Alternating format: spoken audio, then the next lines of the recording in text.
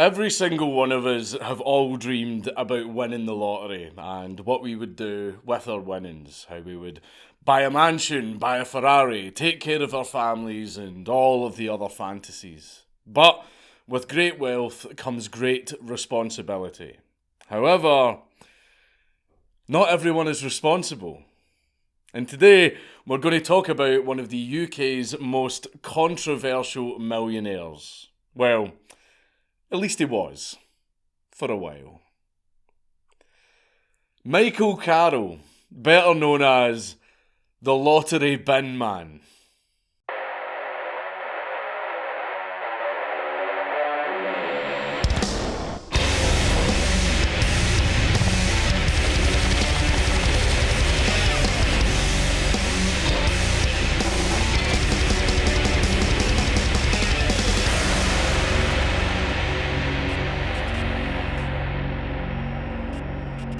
Please leave a like and a comment on this video because it really helps me in the algorithm. But before we get into the mad lad, this video is sponsored by Skillshare. Skillshare is an easy to use learning community with hundreds of different classes to discover and many ways to master and improve your skills. Whether you are a beginner, intermediate or an expert, there's always something new for you to learn. Skillshare can help you make the most of 2022, a year for learning, growth and connection through communal creative outlets. Who doesn't want to learn more and improve themselves? Well, if that's you, then Skillshare will help with that goal.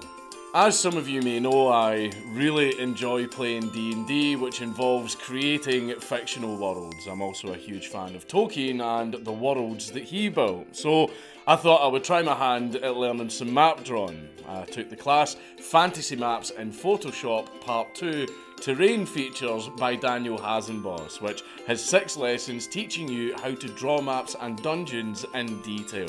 One thing that I like about Skillshare is that the classes are as long or as short as you want them to be, and they are very easy to follow.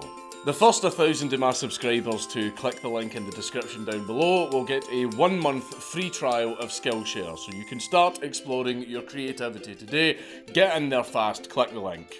Michael Carrol was born in 1983 in the small town of Swaffham in Norfolk. Michael lived with his parents, his mother Kim Carrol, who worked in a local canning factory, and his father Andrew Carrol, who worked in the Royal Air Force as an engineer. Although, this is where the normality ends. When Michael was just 18 months old, his father Andrew got himself into some trouble, and by some, I mean a lot. While he was at a dance, presumably at the RAF base that he worked at, Andrew got into an argument with 2 fellow service people, Naval Officer Ian Warnick and RAF servicewoman Jackie McNally. Now, we've all been involved in some drunken confrontation in a night out that led to an exchange of some heated words, but this led to a lot more than that. Later that night, Andrew followed the couple home and repeatedly stabbed them both. And then he just left them both lying there bleeding. Michael Carrol later said that his father left them to die or believed they were dead. But then it seemed his father had a change of heart and made an anonymous call to the emergency services. And thankfully, both of his victims survived, with only Ian Warnick losing a spleen. Why Andrew called the emergency services afterwards isn't quite clear. Maybe it was remorse, maybe it was regret, maybe he knew he was already fucked, but he would be double fucked if both of his victims died, so he called an ambulance for them. Because, you know, double attempted murder carries a lot less of a prison sentence than double murder. Days after the stabbing, Michael's mother Kim found Andrew burning the blood-stained clothes that he was wearing during the attack. But despite his best efforts to get rid of all the evidence, Andrew was caught anyway. He was arrested and sentenced to 11 years in prison, with Kim eventually divorcing him while he was in prison when Michael was only 7. This, of course, left Michael without a father figure, and as we all know, that usually doesn't end well. While his father was in prison, Michael had several stepfathers, the worst of which was a guy called Bill. Michael said, and I quote, "Bill would slap me hard and make me cry. I was in a lot of pain. He put a bolt on the outside of my room and locked me in for hours." Which, to say the least, would be pretty horrifying, especially at that age. From there, things really didn't get any better for Michael. His father Andrew, not long after he was released from prison, died of a heart attack on a golf course when Michael was only 10. This must have really been the peak of Michael's childhood troubles, as when he was asked if he was ever happy as a child, Michael said, "Until my dad died. Things started going wrong then." Michael also said that he was, and always will be, much closer to his father than he was his mother. Michael struggled in high school and had attended special needs classes while being diagnosed with dyslexia and ADHD, even recalling that the main issue was that the school couldn't control him. Michael also mentioned a time where he threw a chair at a teacher and told him to go fuck himself. And honestly, I don't really blame him, as Michael even talked about how some of the teachers would refer to him as thicko. I mean, we've all been to high school. We all know that some teachers are just arseholes. But when asked if there were any teachers that wanted to help him, Michael said that yes, there was. The very same teacher that he threw a chair at. So I think it's fair to say that Michael probably did also contribute to his own problems. Off to a rough start in life, Michael walked out of high school being barely literate. And in 1997, at the age of 13, he ended up receiving a custodial sentence for shoplifting, being sent to Hollesley Bay Prison in Suffolk, but then after that, he was sent to a young offenders institution for 2 months. Now, it's not clear why he was sent there, but some sources have speculated that it was for aggravated vehicle theft. And all of this before he was even 18. But it was in these institutions where Michael learnt how to read and write.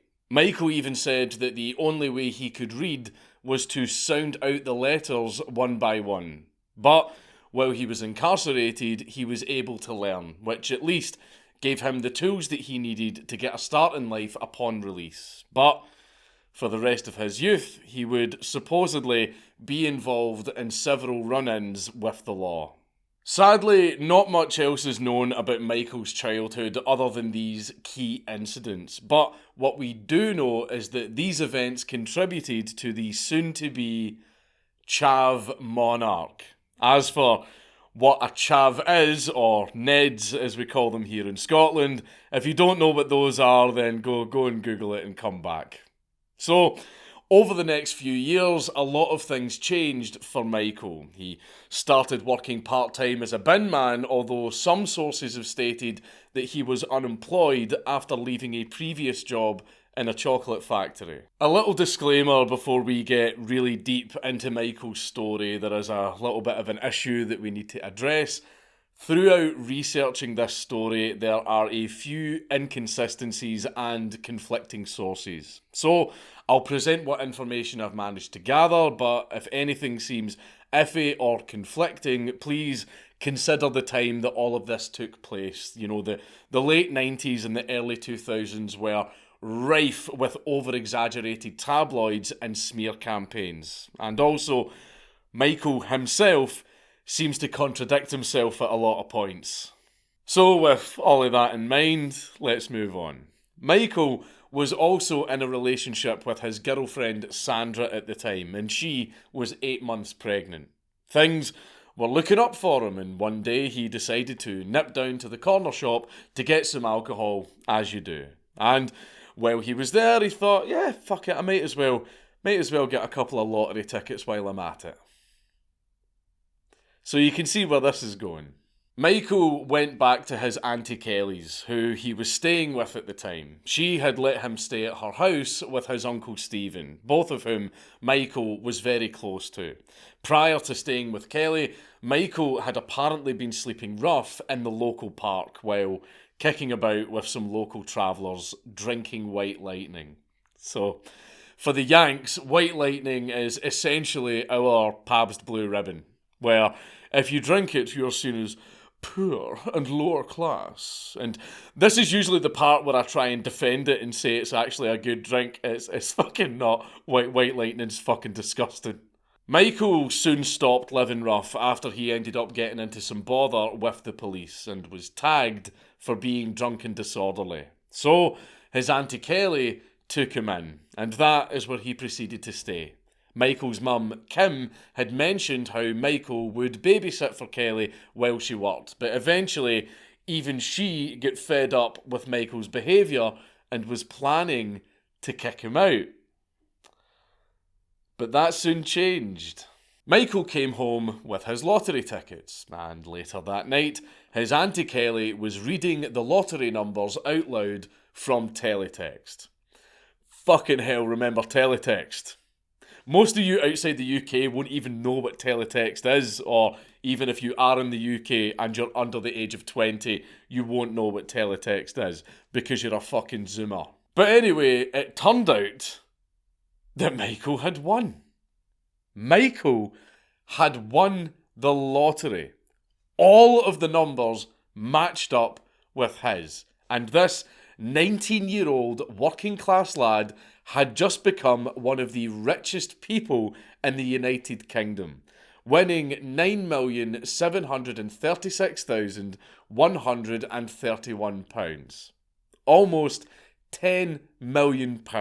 An insane amount of money, not only for someone from a working class background, but also for a 19-year-old. After phoning up the lottery company and confirming that he'd won, apparently Michael was so excited that he would get up during the night to make sure that the ticket was still safe in his cabinet. Which, yeah, that's normal behaviour. I would be doing the exact same thing. So, remember when I mentioned how his Auntie Kelly was ready to kick him out? Well, it turns out that she suddenly had a miraculous change of heart. You know, yeah, how about that? But she was actually going to take it a step further. According to Michael's mother, his Aunt Kelly was apparently going to try and take full control of Michael from his mother and become his legal guardian. Even though Michael was 19 and considered an adult. What would you say Kelly's relationship with Mikey was before and after the lottery? Before he won the lottery, Michael was staying there because of his tag. Then it got to a point where she wanted to chuck him out. And then when he won the lottery, she was totally different. She just wanted full control over him. Whether or not that's true, we'll never know. But what we do know is that Michael did still make sure that his close relatives were well off. On the 2nd of December 2002, Michael Carrol was given his £10 million. And of course, the media had caught wind of this and ran a bunch of articles about him, dubbing Michael with the nickname the Lotto Lout. Because, well, journalists. But do you want to know what the funny thing actually was? On the day that Michael collected his money, he was still wearing the electronic tag from his previous run-in with the police, even keeping it as a souvenir, saying that he best keep it, they might want it back. Usually when lottery winners win the lottery, they are recommended by Camelot, who are the company that run the lottery, to use a private bank in the UK called Coutts, which is basically where all of the richest people in the UK store their money, such as the royal family, millionaires, billionaires, like movie stars, celebrities, you know, people like that. I mean, just to even open an account with them, you need a minimum of £1 million in cash as your opening deposit. And Michael had met the requirements to open up an account with them. But they rejected him. It's not clear why they wouldn't allow Michael to open an account, but everyone had a few hunches. One, because of Michael's previous criminal history, well then why do you have the royal family banking with you? And two, his class. Michael was a very working class lad, and the bank possibly did not want to stain its good reputation by having him as a customer. At this time, it was a huge outrage for someone of Michael's background to win such a large amount of money. Rich people were not happy about it, and the media were also not happy about it. So, the least they could do was stop him using the same bank as the Queen. Michael even commented saying, "I didn't have a bank account, Camelot sent me to Coutts. That's where the Queen goes. But Coutts wouldn't have my money. I think because of my criminal record. So, I put it in an ordinary bank." Now, I need you to take a breath and be ready for the next few years of Michael's life, as it's about to pick up speed, as it is now time for Michael to spend his money. Wisely, of course. I tried my best to timeline and document everything that Michael had done with his money, but that was pretty difficult because not even Michael can barely remember what he did with half of his money. So, be ready for a fucker of a bucket list, because this man done anything and everything that a working class lad would do if they had £10 million. Okay, so where do we start with Michael's millionaire spendings? Chronologically, by how much each thing cost, or by how much it pissed off the British public and media? Well, let's start off with what money he gave away to his family. Well, upon receiving his money, he gave away £1 million to his mum, £1 million to his Auntie Kelly and Uncle Stephen, £1 million to his girlfriend's mum, and he also gave his sisters some money, although we don't actually know how much because Michael doesn't even remember. All we do know is that he gave roughly over £3 million to his family, but it's hard to determine the exact amounts since, well, Michael wasn't very good with numbers, which is a very unfortunate character flaw for a millionaire. However, out of all of his spending, I greatly approve of this. Making sure that your family are taken care of is always a good and noble thing to do when you come into a lot of money, even if he wasn't exactly keeping an eye on it very well. Apparently, Michael had claimed that after getting the money, that he wouldn't be reckless with it, and he only wanted to own a decent-sized house near a lake where he could go fishing, also saying that he would put his past criminal lifestyle behind him. So would Michael lead the way and be an example to the rest of the country not to judge someone purely based on their social class? Well, kind of. Not entirely, but kind of. So, after giving away over £3 million to his family, the very first thing that he bought was a leather jacket at £140. Which, yeah, that's extremely reasonable. That's an extremely reasonable thing to buy. But Michael was just starting off slow. One thing that happened around this time that I find just fucking amazing is that just 1 month after being given his money, so £10 million, he was fined £1,300 for apparently dodging two £5 train fares. So, the millionaire skipped the train to avoid paying for a £5 ticket. Moving on to some of the more costly purchases, Michael, of course, wanted to get a new house and sort out a place for his soon-to-be wife Sandra and their daughter Brooke. Michael ended up actually buying several properties, which included a 5-bedroom mansion nicknamed The Grange, which is where he and his wife Sandra would live. He also bought another house just up the road from the mansion and also another bungalow.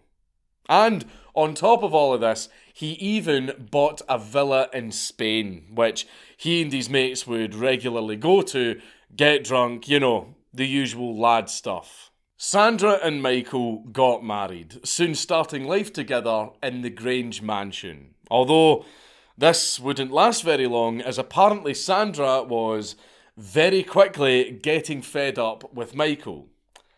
Only 1 month after their wedding, Sandra had left with their daughter Brooke, as she was getting sick of the constant partying Michael was doing, as well as all of the prostitutes he was hiring. 1 month. 1 month. You couldn't even keep it together for 1 fucking month.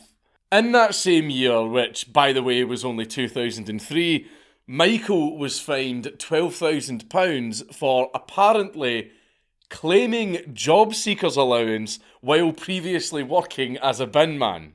Because, no, you cannot claim job seekers allowance when you have a job. You know, that would seem like a large amount of money to anyone that, you know, wasn't a millionaire. So Michael just shrugged it off, as he usually did with these minor sentences.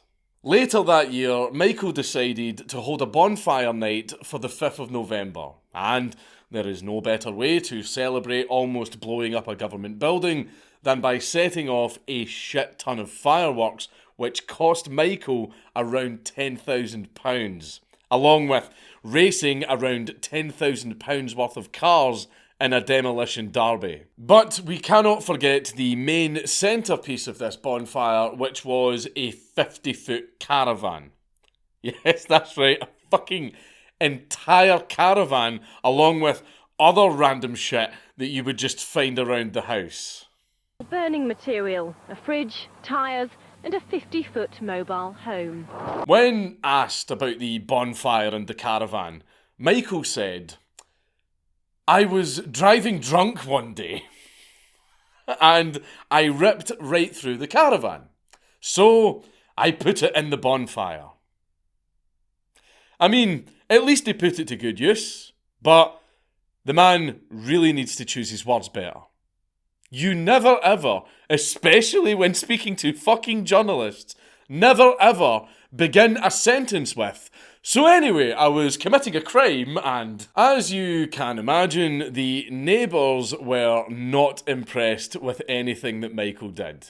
To them, he was a lower class outsider that had moved into their affluent neighbourhood and was causing a large amount of nuisance. So, when asked about the bonfire and if he could understand why the neighbours weren't keen on it, he said, and I quote, "But they still watched the bonfire.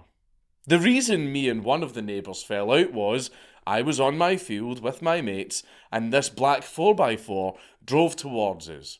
I grabbed a bat, my brother-in-law grabbed a blade. By the time I could see who it was, I was shouting, 'It's the neighbour, it's the neighbour,' but it was too late. Someone had already punched him in the head." I mean, at least he tried to warn them. Michael had built up quite a reputation in the area after he moved in, especially with his neighbours. As I mentioned earlier, Michael was very fond of buying cars and wrecking them. Not all of them, but he would basically buy old bangers for cheap and then race them about in the massive field in the back of his mansion with all of his mates. While drunk, of course. I mean, alright, let's be honest. That does sound fun. I'm sorry. That's fucking dangerous, but it does still sound fun. And the neighbours really did not like this. Some even saying that it was like living next to a war zone. With his love of cars and, well, driving in general, Michael bought a wide array of vehicles, which included several cars for rallying, a pimped out Mercedes van that even had the King of Chavs on the side, quad bikes, a Suzuki Gixxer, and even a fucking racehorse, which, okay, it's not a vehicle, but he didn't actually even ride the horse. But, I mean, I guess it's still kind of fucking funny. And guess what the horse was named? The King of the Chavs. Yes, that's right. He had a van and a racehorse called the King of Chavs. I mean, I could sit here and list all of the cars that he bought, but we would literally be here all day. So, what else did Michael get up to in 2003? Well, apparently, he had withdrawn £70,000 in cash to bail his mother out of jail. There isn't much detail on why his mother was in jail, and also, Britain doesn't actually have a cash bail system. So, for all we know, he could have just made that up as an excuse to take money out of his savings, but in cash. Boy, I wonder what the money was for. I wonder what merchants exist that only deal in cash and would prefer to, not leave any kind of paper trail. Who knows? I guess all we can do now is speculate. Not long after the bonfire, the police raided Michael's house, which, to be honest, is hardly a surprise. But after raiding the property, they found, well, you know what they found? A shit ton of cocaine, weed, and shrooms. Sadly, Michael couldn't get out of this one that easily, so he pled guilty, being sentenced to a complete drug treatment program. Okay, maybe he did get out of it easily. Lastly, one of his largest spends was a £1 million investment in Rangers Football Club. Now, you're probably thinking, why is a guy from the very south of England giving £1 million to a Scottish football team? Well, as you've seen from the various photos of him, he was a really big fan of the team, and no one really knows why, but it could have been influenced by his dad, who was from Ayrshire in Scotland. But the strange thing is, his dad allegedly supported Celtic, who are the mortal enemies of Rangers. A common thing with Michael is he often did things that just didn't make sense. Although, contrary to this, a spokesperson for Rangers Football Club had said, for clarification, Michael Carrol has not invested money directly in Rangers Football Club and certainly not £1 million. Again, the accuracy of what happened is all over the place, so it's hard to tell what Michael did, what he didn't do, or if either is exaggerated. Another thing that has been claimed is Michael was actually banned from Rangers Football Club grounds due to his behaviour at matches, though this also has never been confirmed. You're probably wondering, yes, he may be a millionaire, but how is he affording all of this? Surely he's run out of money by now. Well, he did at least one smart thing, and that was to tie up some of his money in an investment bond so that he could get some amount of money as a dividend every month. So, to be fair to him, that was a smart thing to do. But what wasn't smart is that he kept taking money out of the bond, which would then be charged with an extra fee. We aren't sure when exactly Michael stopped being a millionaire, but it's speculated that he was living off of this monthly bond by the end of 2003. So, he presumably still had millions in the bank at this point, but he was using the monthly income primarily to live off. Now, one of the key things that you've probably noticed about Michael is his love for drugs, booze, and sex. In particular, he really loved these drugs, and he has said that before he was a millionaire, he didn't really touch drugs. But all of this changed when his ex-wife Sandra left him. After I sorted out all my immediate family, I thought, this is me set for life. I was going to be married in March, got married. I thought everything was fine, and then everything just went pear-shaped for me. She left, I'm a drug taking start. So how does one have the energy or the spirit to be the king of the chavs? Well, Michael had actually explained this, saying, and I quote, "I'd wake up, do 3 lines of Charlie, and drink half a bottle of vodka before I got out of bed." And from there, I guess he would just do whatever he wanted.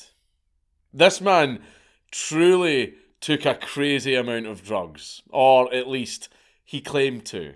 Now, Michael's addictions were pretty bad. In particular, the main two were drugs and sex. Even saying that he took part in, and I quote, Roman-style orgies. Along with spending around £2,000 on cocaine per day, yes, per day, he would also take a plethora of other drugs. Now, his cocaine addiction went on for a while, and when he was asked how he stopped and if he went to rehab, this was his response. "Rehab is for Mickey Mouse people. It's willpower that you need. I could spend all day watching people smoke crack and never go near it. I am never going back to jail. Never." That went on a little bit of a tangent. As for Michael's sex life, this man was a shagger.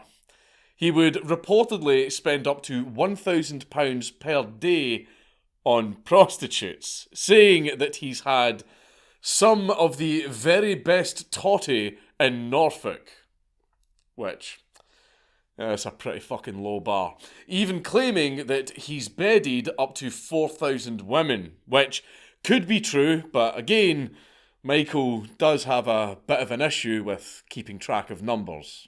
Also, it is very easy to be an absolute shagger when you can afford it.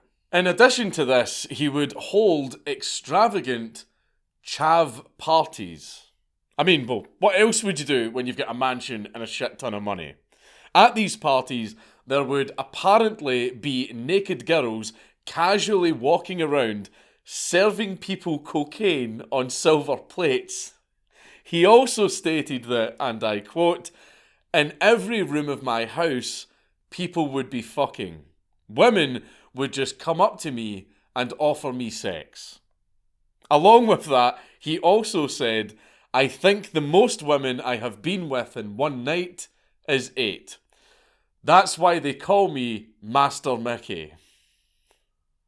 No, I have no idea what the fuck that means either. And one of these parties, there were almost 100 people there, with there being a curious ratio of men to women. There were a lot more women than there were men. And with that in mind, there was one condition for the women being there. Michael would get to have sex with them. But I mean, he treated them well, as he would make sure that they were fed, given whatever drugs they wanted, and they were also each given a gold chain. Along with his love of prostitutes, Michael also had an assortment of relationships with several women. Of course, already mentioned was his previous wife Sandra, with whom he had a daughter. There were also a good few other women, which included Gemma, the other woman that he had a daughter with, and the daughter was named Faye. Gemma also had some interesting things to say about Michael after they had broken up, including that he was a big fan of her chip shop uniform, saying that it would turn him on after she finished work, especially if she came home smelling like a chip pan. Apparently she was claiming that Michael found the smell of chips arousing. Maybe that's true, maybe it isn't, but we all know that anything an ex says should be taken with a pinch of salt. And vinegar. Moving on from Gemma, Michael had a brief relationship with a girl called Sammy. At this point in time, Michael had moved out of the larger mansion known as the Grange, since it was mostly being used by his friends as well as Sammy's mum and siblings. Michael started to dislike the Grange as he could probably see a reflection of his troubled life begin to build up there. And it kind of showed how things were going for him. Or maybe he just wanted some peace and quiet because the place had turned into a 24/7 party house. So he lived in his other house, which was just up the road, which I think he saw as an escape from being the lotto lout. One of the big things that happened to Michael while he was with Sammy was an incident in 2004 at a Christian disco in the local town of Downham Market, where apparently Sammy and her sister were being hassled by 4 guys. So they decided to contact Michael and his mates, and they decided to come down to the disco to sort the mess out. Michael described his side of the story, saying that he was in the bath when a friend of his told him what had happened. So Michael got dressed and grabbed a baseball bat, while his 2 friends grabbed another baseball bat and a knife. And they made their way to the disco. Upon entering, Michael's friend headbutted one of the guys and a little bit of a scuffle broke out. This, of course, didn't end well for him at all, as Michael would face a much harsher punishment than just a fine. Michael ended up getting 9 months in prison for a fray, but he didn't actually get prosecuted until 2006, and the one thing that he did say about the entire debacle was about his mate Paul, saying, and I quote, "It was a fantastic headbutt. I have to admit, it was one of the best headbutts I've ever seen, especially for a young bloke, you know? I mean, it was a really good headbutt." You've got to admire Michael's perspective on things. Even when it costs him 9 months in prison, he was just casually focusing on how good that headbutt was.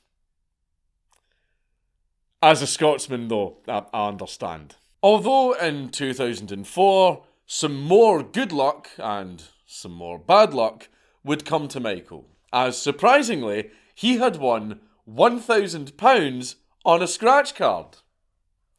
It didn't last long though, as he immediately spent it on an ounce of cocaine. I mean, what can I say? The man loves his ching. Cocaine's a hell of a drug. But soon the bad luck would strike, as Michael was sentenced again due to breaking his court order of a drug treatment plan. Which, let's be honest, it's not a surprise. The Grange was mostly used now as a way for Michael to perform for his neighbours and media as the king of chavs. He would of course drive around in his bangers and create a scene that the media and public loved, or well, loved to hate. This was a key thing that drove Michael to keep up the performance of being the chav that everyone wanted to hate. The Grange was in a complete state at this point, and it would only get in worse and worse condition over time from all the wreckage and commotion. From there, Michael really didn't learn his lesson, as in 2005, he was given an ASBO by the court, and for the Yanks, that's an antisocial behaviour order. Why? Well, he was driving around drunk with his mates in his Mercedes van, catapulting steel ball bearings at 32 car and shop windows. And this was in his Mercedes van. You know, the one that said the King of Chavs on the side of it, so everyone knew who it was. This man just truly did not give a fuck, and you can kinda understand why the public were so pissed off at him. He was kind of an arsehole. Along with this, later that year, Michael's accountant warned him that he was down to his last million. So in just 3 fucking years, Michael has gone from £10 million down to just £1 million. Well, out of all the bad shit that Michael had experienced or committed, there were a few good things. For example, he took part in a charity boxing match against celebrity Mark Smith, also known as the Rhino from the show Gladiators. Jesus Christ, remember Gladiators? Fucking loved Gladiators when I was a kid. But of course, look at the Rhino and then look at Michael. Guess who won? But I mean, at least Michael stood up and gave it a bash. Thankfully, this was filmed in a documentary that Michael took part in, funnily enough called Michael Carrol, King of Chavs. And yes, look, Rhino now is really going in. Yes, I can see that. You actually know fuck all about boxing. Absolutely. Other than getting battered for charity, Michael even offered to pay for the Christmas lights in his local town. But they turned down his offer. I mean, at least give the guy a chance when he's trying to be good. This just kinda highlights how disliked Michael was, which only got worse as the years went on. Michael even published his own biography titled Careful What You Wish, which did not sell well. But at least he attempted to give his side of the story compared to what you'd seen in the media at the time. These attempts of redemption from the stigma of the early 2000s British media didn't help him at all. And if anything, it made the papers knuckle down further so that they could keep using him as their personal clown. You think journalists are bad nowadays? Fuck man, you haven't even hit the tip of the iceberg, as in the early 2000s, newspapers were filled with slimy articles about anyone that they could write about, but in particular, Michael. He was the perfect candidate for them to write about, especially the local newspapers in his area, because at the time, you know, when you're a little newspaper in the middle of bumfuck nowhere, you don't exactly have much to write about. So, why not take the opportunity to print pages and pages about this scandalous chav that doesn't deserve to have so much money, and how dare he try to reform himself? Because, let me give you a little lesson in how journalism works. The media makes a lot of money when they find someone that they can turn the public against. Because it means they can churn out articles attacking them, lying about them, laughing at their misfortunes, and rake in a lot of money while they do it. Because they've turned the public against this person, and the public are all too happy to pay money to read articles trashing this person, which makes the public hate them even more, and the cycle continues. And journalists do all of this while not giving a single fuck about the effect that any of this has on the life of the person in question. Which is why journalists tried so hard to throw a spanner into Michael's redemption arc and his attempts to fix his image in the public eye. They didn't want the public to change their mind about him. They wanted their golden goose to keep laying eggs. Because one thing that journalists understand all too well is that redemption doesn't sell. Hate sells. So it was in journalists' best interests to make sure that the public still hated Michael, because they couldn't have a change in public opinion threatening their profit margin.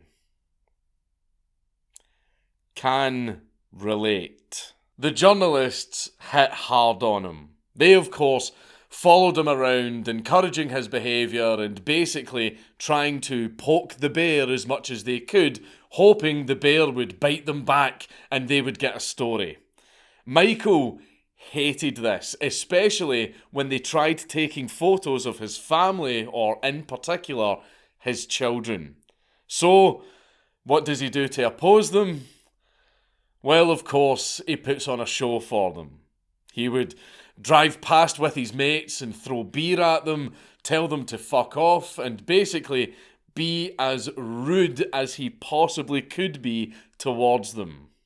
If they wanted the loudmouth chav that they were portraying in the papers, he was going to give it to them.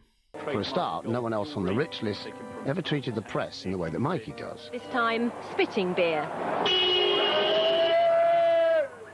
Any comment then, Michael? Yeah, go yourself. The media exaggerated most of the things that Michael did in his mansion.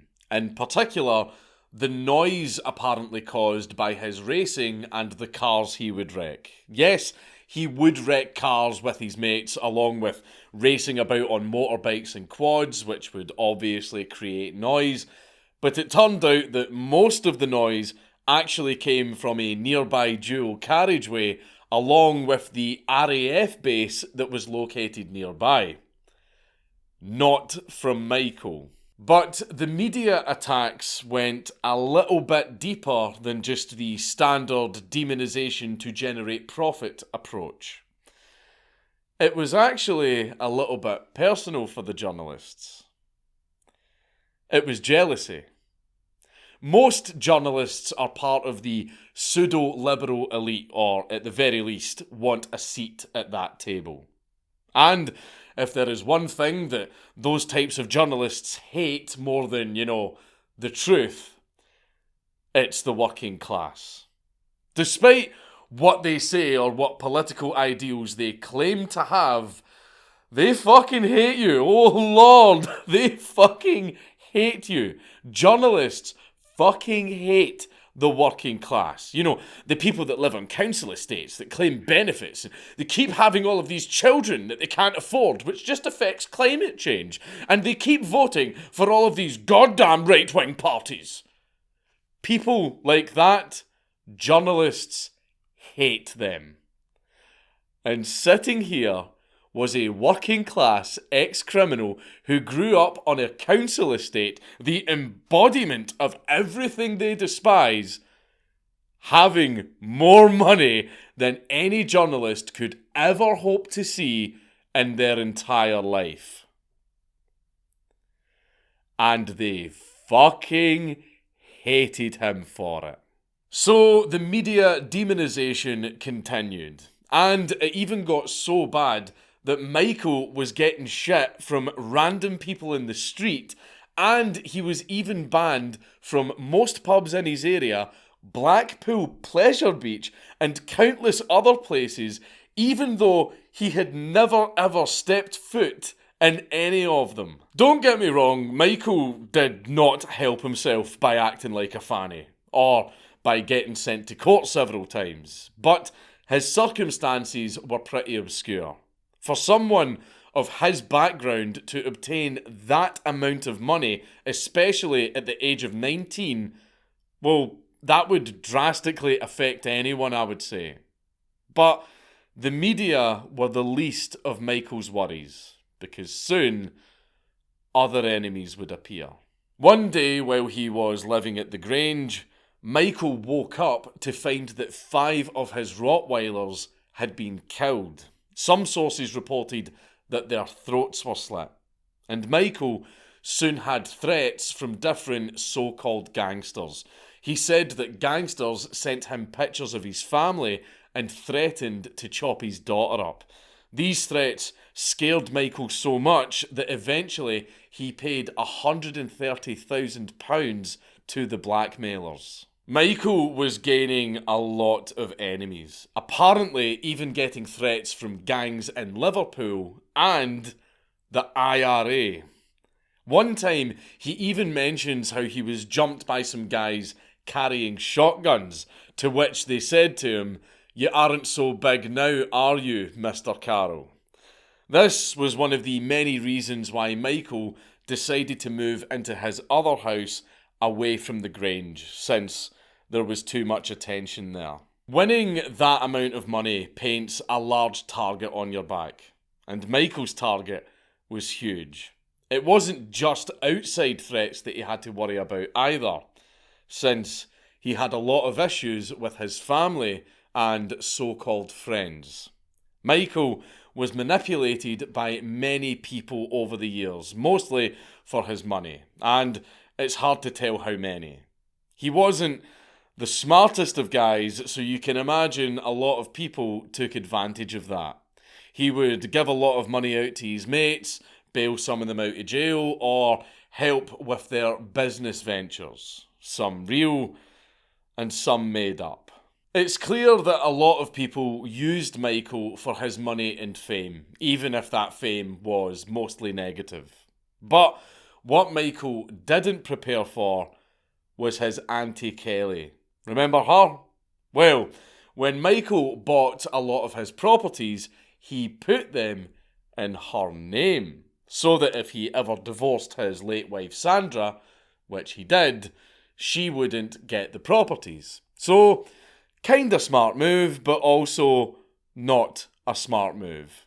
Because his Auntie Kelly, fed up with his behaviour, kicked him out of all of his properties, which she could legally do because she legally owned them. We don't know exactly what happened, but it's clear that his close relationship with his auntie had ended, and Michael was left to sort himself out. Once Michael had properly divorced Sandra, he apparently had to pay a large sum of money, but how much exactly isn't apparent, as some sources say £1 million and other sources say less. So either way, he lost the houses he tried to avoid losing to his wife, and he still had to pay a large amount anyway. Things just kept going downhill from there, sadly. By around 2010, Michael had lost almost all of his money, and he had to sell his ruined mansion for £600,000 less than what he bought it for. And that figure doesn't even take into account the amount of upgrades that he had added, such as extensions and an indoor swimming pool. And then the money was gone. All of it. Every penny. Gone. So, that same year, Michael reapplied for his old job as a binman, which would have been embarrassing to say the least, but sadly, he didn't even manage to get the job because they weren't looking for anyone. He did keep trying to get a job, but he was mostly unsuccessful.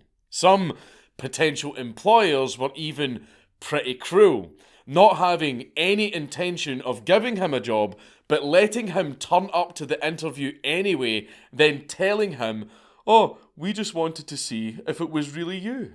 Michael was at his lowest point, and he even attempted suicide twice. Once by hanging, but thankfully his mate managed to save him in time. Along with that, he also tried to slit his own throat, but he was sent to hospital where he recovered. Although he managed to cut drugs out of his life, this was substituted with food and drink, so he gained a large amount of weight over the years, weighing almost 22 stone at one point.